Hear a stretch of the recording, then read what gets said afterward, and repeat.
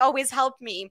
From the workplace perspective, if you are a parent or a caregiver and you're struggling with burnout, what can workplaces do, to give them those supports and that community and those resources that can be available? I'm not seeing a lot. There's a few workplaces that have taken on this modern strategies, but a lot of them have not even a pamphlet available on their intranet. So what can we, speak to the employers who are watching, or what can people like Marcia take back to their VPs and presidents and say, this is what our workplace needs to do for parents and caregivers for their wellness?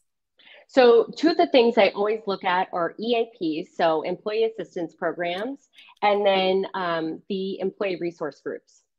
So I will say this, employee resource groups, they work really, really hard and they get drained too. It's hard work advocating for people within the workforce that need more advocating. And so I always say, get familiar with what exists already within the workforce if we're thinking about that. So one thing is what kind of employee assistance programs are offered, if anything is offered. What is mandated versus not mandated as far as coverage is concerned. So this goes into like paid leave, family leave, bereavement, things like that. But get really familiar with what your workplace offers you. So that's one thing I would suggest. So that's the paid leave policies, then employee assistance. Now we're going into employee resource groups. What kind of employee resource groups exist at your work? That'll tell you a lot about the workplace, right?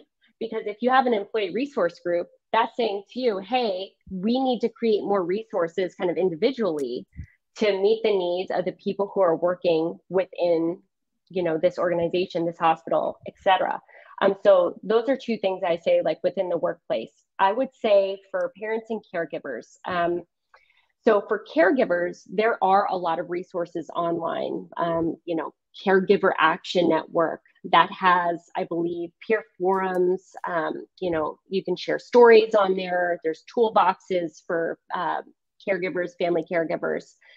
There's even, I believe, Facebook groups, things like that. There's tons of caregiving platforms on social media. I know some that I mutually follow on there. So it's easy to find those, but it's not necessarily easy when you're in the thick of it, right? So this is what I'm saying with, assembling your resources as soon as you can. National Alliance for Caregiving, that's another one that has lots of different resources, studies, policies, etc. Now for parental burnout, it's not new, but now people are starting to talk about it more since, 3 years have passed throughout the pandemic and parents are feeling more burnt out. So there are places to go. I always say, look for somebody that's certified in something that focuses in that specialty. For me, I have a postgraduate certification in parental burnout. I got it from the Institute of Parental Burnout, which now goes by a different name. That's how they started. That's where all the research was coming from this, two of the researchers there. So I wanted to learn from the best. And so that was my goal. Now, I think for some people looking for therapists, different clinicians, support groups, you have to ask what the specialty is to make sure that they are well equipped to deal with or to talk about what you're dealing with, because we can't just give generalized care. I think generalized care doesn't really get to kind of the core of the issue. So those are kind of my main takeaway points there, I think.